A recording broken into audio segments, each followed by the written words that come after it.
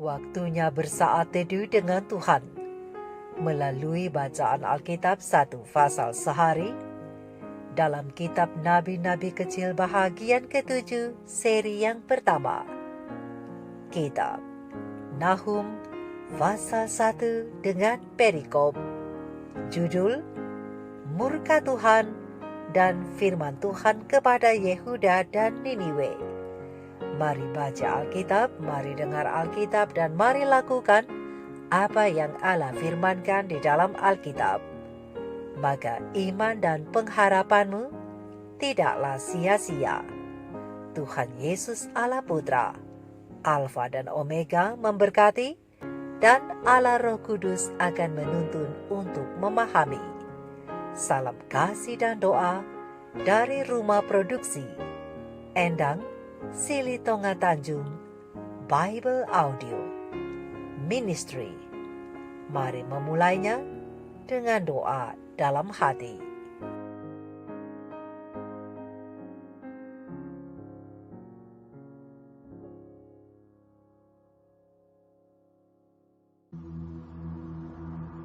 Ucapan ilahi tentang Niniwe.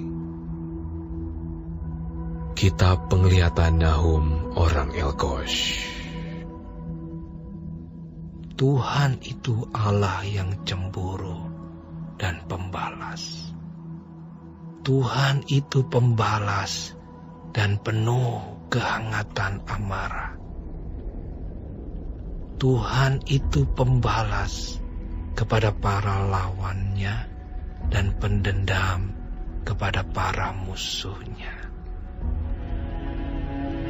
Tuhan itu panjang sabar dan besar kuasa,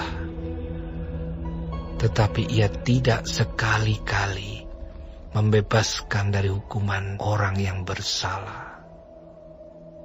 Ia berjalan dalam puting beliung dan badai, dan awan adalah debu kakinya. Ia menghardik laut dan mengeringkannya, dan segala sungai dijadikannya kering. Basan dan Karmel menjadi merana, dan kembang Libanon menjadi layu. Gunung-gunung gemetar terhadap Dia, dan bukit-bukit mencair. Bumi menjadi sunyi sepi di hadapannya, dunia serta seluruh penduduknya. Siapakah yang tahan berdiri menghadapi geramnya? Dan siapakah yang tahan tegak terhadap murkanya yang bernyala-nyala? Kehangatan amarahnya tercurah seperti api, dan gunung-gunung batu menjadi roboh di hadapannya. Tuhan itu baik. Ia adalah tempat pengungsian pada waktu kesusahan.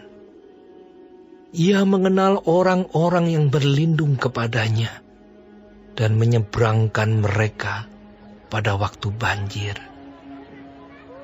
Ia menghabisi sama sekali orang-orang yang bangkit melawan Dia, dan musuhnya dihalaunya ke dalam gelap. Apakah maksudmu menentang Tuhan? Ia akan menghabisi sama sekali. Kesengsaraan tidak akan timbul dua kali.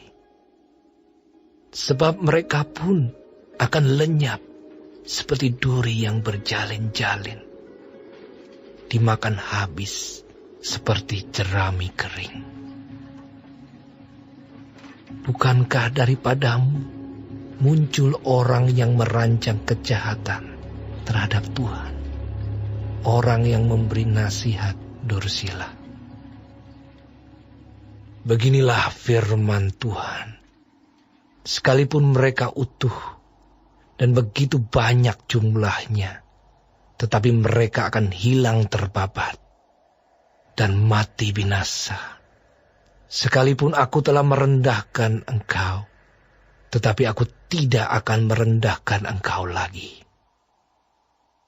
Sekarang, aku akan mematahkan gandarnya yang memberati engkau, dan akan memutuskan belenggu-belenggu yang mengikat engkau.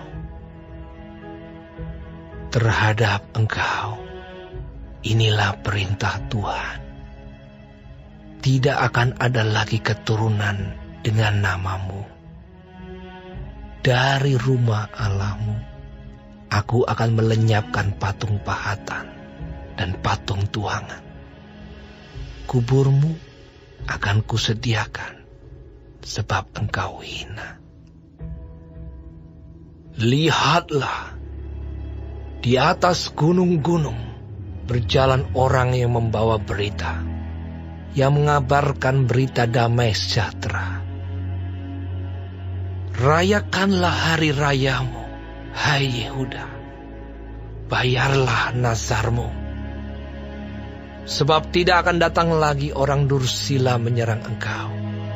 Ia telah dilenyapkan sama sekali.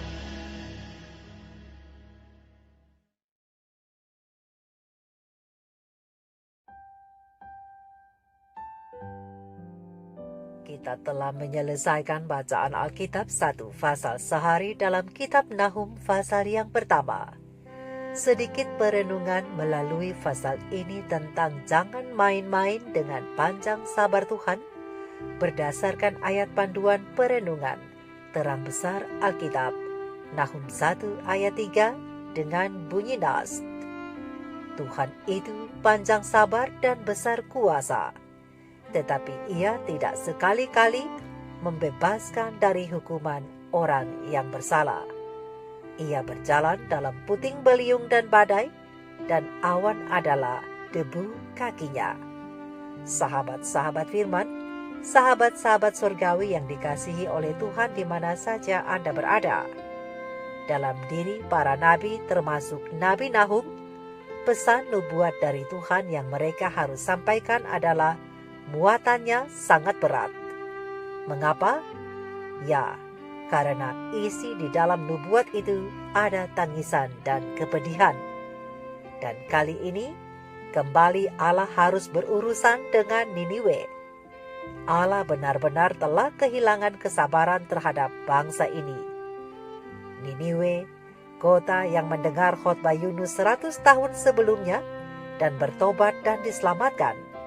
Namun sayang, segera setelah itu mereka menjadi lebih buruk dari yang sebelumnya. Oleh sebab itu, Allah memperlihatkan kepada Nabi Nahum dalam satu penglihatan akan kota yang telah kembali tergelincir ke dalam dosa itu, yang kini siap untuk menerima penghukuman.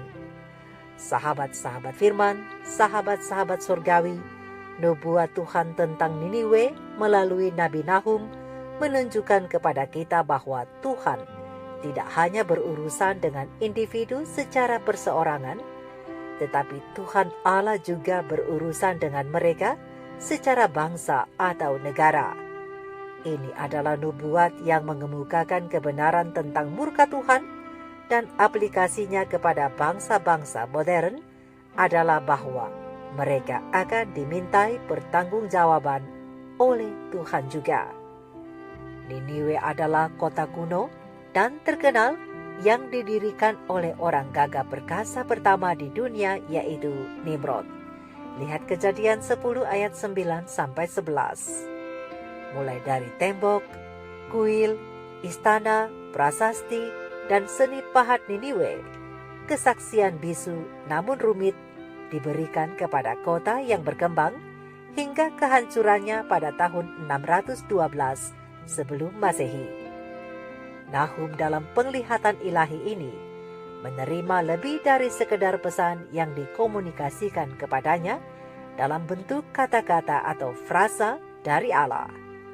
Untuk itu Nahum memulai nubuatannya dengan mempertimbangkan karakter Allah yang membawa penghakiman, yaitu bahwa Allah itu cemburu, Allah itu pembalas, dan Allah itu pendendam kepada para musuhnya. tetapi Ia juga panjang sabar dan besar kuasa-Nya. Tuhan itu baik, Ia adalah tempat pengungsian pada waktu kesusahan. Allah mengenal orang yang berlindung padanya, tetapi tidak sekali-kali membebaskan dari hukuman orang yang bersalah. Nahum 1 ayat 2-8. Allah itu cemburu. Bagaimana bisa dikatakan bahwa Allah itu cemburu? Kecemburuan Tuhan Allah adalah cinta yang bereaksi. Karena Allah tidak mau manusia berbagi hati dengan yang lain. Tapi itu bukan berarti Tuhan Allah itu egois dan menginginkan kita hanya untuk dirinya sendiri. Tetapi ini semata-mata karena Tuhan tahu bahwa atas kesetiaan kita kepadanya tergantunglah kehidupan moral kita. Tuhan Allah tidak iri pada kita atau cemburu buta terhadap kita. Ia hanya ingin kita melihat lampu merah dalam hukum dan kebebasan yang diberikan kepada kita.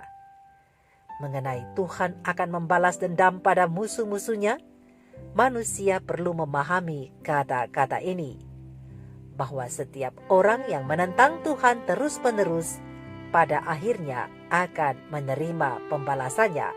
Itulah yang dimaksud dengan Allah membalas dendam pada musuh-musuhnya. Sedangkan untuk panjang sabar Tuhan, ini mengartikan bahwa Tuhan jauh lebih sabar daripada manusia.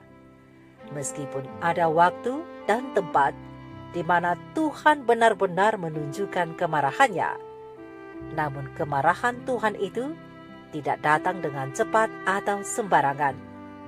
Pedang keadilan Tuhan ada di sarungnya, dapat dengan mudah ditarik, tetapi dapat kembali lagi ke sarungnya. Sambil menangis Tuhan berkata, "Tidur, hai pedang, tidur, karena aku akan mengasihani orang-orang berdosa dan akan mengampuni pelanggaran mereka." Tetapi Tuhan sekali-kali, sahabat-sahabatku, tidak akan membebaskan orang jahat. Karena Tuhan bukan seperti kebanyakan hakim dunia yang tidak adil, yang membiarkan yang bersalah itu pergi dengan bebas tanpa harus ada rasa bersalah. Kita tidak bisa berharap bahwa Tuhan akan berkata, "Semua diampuni," dan selesai. Kita harus ingat, meski sudah diampuni, itu bukan berarti kita bebas melakukan pelanggaran yang sama bahkan meningkat lagi. Ingatlah, dosa yang diulang-ulang harus dipertanggungjawabkan, karena Tuhan tidak akan membebaskan orang jahat. Setiap dosa yang telah dibayar oleh Kristus di kayu salib, jika tidak dihargai, maka akan kita tanggung sendiri pada waktu hari penghakiman terakhir. Murka Allah yang akan dicurahkan bagaikan api itu akan terjadi ketika Tuhan terus-menerus ditentang dalam jangka waktu yang lama dan ditolak dengan cukup kuat, maka penghakiman itu harus jalan. Memahami akan hal ini seharusnya membuat umat manusia segera bertobat dan tidak mempermainkan kesabaran Tuhan lagi. Ingatlah sahabat-sahabat firman, Tuhan itu baik, benteng di hari kesusahan. Mereka yang mencintainya dan percaya kepadanya akan melihat kebaikan Tuhan dan menemukan benteng perlindungan, yaitu Tuhan sendiri. Perlindungan Tuhan yang bukan hanya satu hari, bukan hanya seminggu, sebulan, atau hanya setahun, tetapi sepanjang kita memerlukan perlindungannya. Terlebih lagi di hari percobaan yang terberat. Tuhan tidak akan pernah mengizinkan iblis menambahkan 1 jam ekstra saja pada hari itu, sampai semua kesedihan kita pun berakhir. Sekali lagi teman-teman terkasih, sahabat-sahabat firman, Tuhan itu baik. Dan sangat penting bagi setiap orang untuk mengetahui hal ini. Tuhan itu baik dalam keberadaannya, karena memang sifatnya adalah baik. Tuhan itu memang baik dari sananya dan tidak ada yang harus menolong dia untuk menjadi baik. Tuhan itu baik selamanya dan tidak akan pernah berubah. Tuhan itu baik dalam setiap pribadi keilahiannya. Tuhan itu baik dalam semua tindakan kasih karunia-Nya, dan Tuhan itu baik dalam semua rencana dan tujuannya bagi hidup kita. Mengenai kehancuran Niniwe, Niniwe telah matang untuk penghakiman yang menghancurkan. Ini bukan hanya sekadar hukuman yang keras, tapi ini adalah kehancuran total yang akan menimpa kota itu. Mereka akan dimakan seperti tunggul yang benar-benar kering, yaitu sisa batang rumput yang kering yang siap dilahap oleh nyala api yang paling kecil. Dan untuk Yehuda yang dijajah oleh Assyria atau Asyur atau Niniwe, mereka akan dibebaskan oleh Tuhan, meskipun Tuhan pernah menghukum mereka dengan penderitaan. Untuk itu beginilah firman Tuhan kepada Niniwe dan kepada Yehuda. Sekalipun mereka utuh dan begitu banyak jumlahnya, tetapi mereka akan hilang terbabat dan mati binasa. Sekalipun aku telah merendahkan engkau, tetapi aku tidak akan merendahkan engkau lagi.